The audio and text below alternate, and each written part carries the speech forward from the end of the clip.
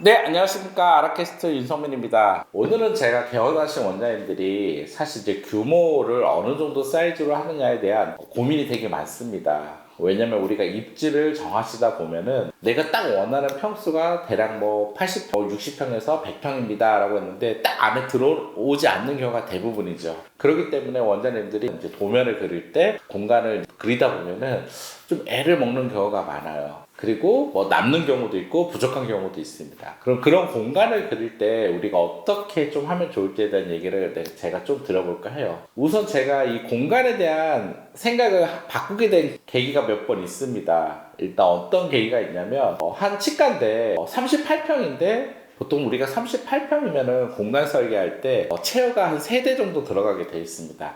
왜냐면 CT실도 필요하고 상담실도 필요하고 로비도 필요하고 또 원장님 방도 하나 필요하고 그러다 보면은 사실 그리고 우리 소독실도 필요하지 않습니까? 그렇게 설계를 다 하다 보면은 체어가 한 3대 정도 들어가는 공간밖에 안 나와요. 그런데 제가 방문한 이 병원이 38평인데 체어를 5대 두셨더라고요. 5대 둔 이유도 되게 신기하긴 한데 이 5대에 원장님 3분이 일하고 계시는 거예요.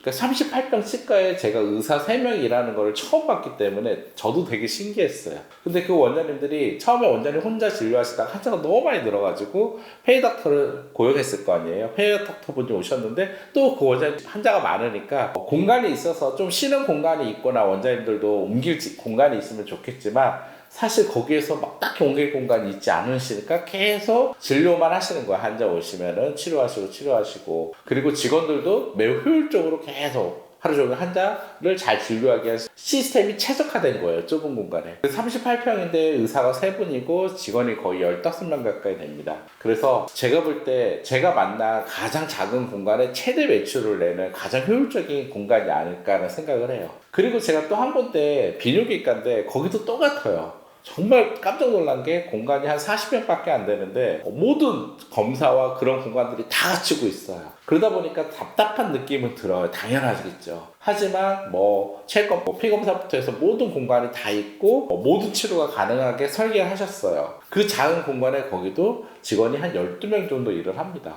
그런 거 보면서 제가 공간의 효율성에 대한 생각을 하게 되더라고요. 서울의 웬만한 지역에 정말 임대비가 비쌉니다. 그래서 원장님들이 공간을 설계하실 때 얼마나 수익이 날까 공간에 따라 평당 들어오는 거에 그래서 원장님들이 뭐 물리치료실을 통증 같은 경우 물리치료실을 뭐 12평 한다 뭐 도수치료실 한다 이거 뭐 요즘 물침대를 한다 막 다양하게 했을 때 뭐 어떤 걸 해야 됩니까 이런 질문을 상당히 많이 하는데 저는 공간을 한번 따져보시고 또 원장님이 치료해내고자 하는 어떤 목표가 있을 거지 않습니까? 그리고 이제 고객이란 관점을 우리가 또 봐야 되겠죠. 그걸 생각하셔서 공간을 설계해야 된다고 생각을 해요. 따라서 원장님들이 처음에 그 공간을 잡을 때 내가 과연 이 공간을 어떻게 가장 효율적인 공간으로 만들 건가를 첫 번째 고민하시고요. 그러면 그리는 동선마다 그 공간마다의 수익도 한번 분석해 보시고요. 그리고 두 번째, 고객 관점이 빠질 수는 없잖아요. 고객에 대한 어떤 편의시설이 너무 없거나 그렇다면은 사실 또 고객들이 불편하면 안 되지 않습니까? 그래서 고객들이 최소한의 불편함을 느끼지 않게 또 어떻게 효율적으로 만들 거냐, 고객을 위한 공간을 만들 거냐라는 부분을 좀 고민해 보셨으면 좋겠고요. 그리고 세 번째, 원장님들이 이제 일을 하다 보면 이제 너무 넓으면은 또 효율성이 떨어지는 경우도 많아요. 이동 거리가 많다든지, 그리고 우리가 층으로 움직였을 때 상당히 뭐 1.5배 인력이 더 필요하다든지 그런 공간에 지역도 많이 있습니다. 그런 부분들도 어떻게 동선을 효율적으로 해서 하루에 뭐 원장님들 100명을 본다 그러면은 공간을 요 정도의 그 시간을 줄여준다라고 생각하면 그것도 상당한 시간이거든요. 그래서 이런 동선 베이스에서 어떻게 시간을 효율적으로 또 줄여줄 수 있을까에 대한 고민을 해보시면 좋을 것 같습니다. 제가 전에도 말씀드렸지만 스타벅스는 카드 사인을 안 하면서 3초를 줄여준 거거든요. 고객들이요.